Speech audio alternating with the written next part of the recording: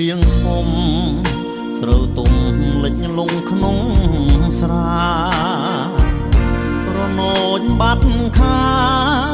ស្នេហ៍យើងត្រូវអាប់រាំងស្មៃបងគ្មានវាសនា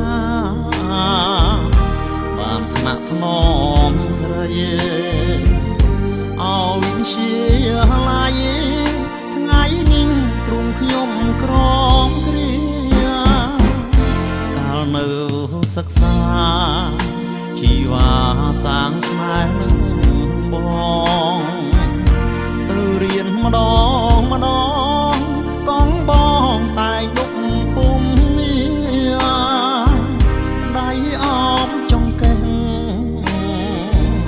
បដោះបដងស្នេហាពួកដៃសន្យារៀបការក្រោយពេលប្រឡង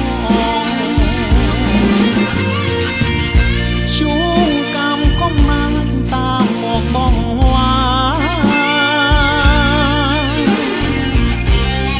កងពីខាងផ្ដាច់អូនពីបងផ្ដាច់អាសា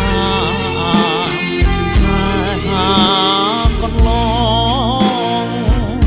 អូនកាចោលបងបំពេញបំណងពុកម៉ាកងកាញ់ចាស់សូមអ្នក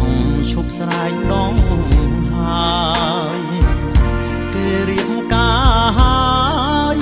មិនវិលមកជីងទៀតទេតុកធ្លាប់មានអូនអង្គុយនៅក្បែរថ្ងៃនេះព្រួលប្រាប្រត់ស្នេហ៍នាពេលឡាកង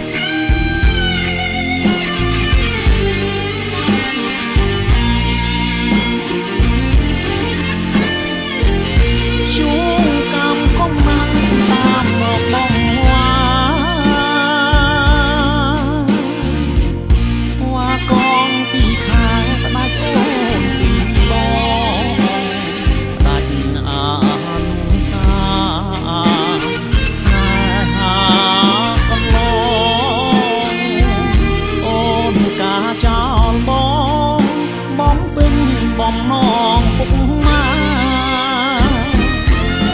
កងកាញ់ចាស់សូមអ្នកឈប់ស្រែកដ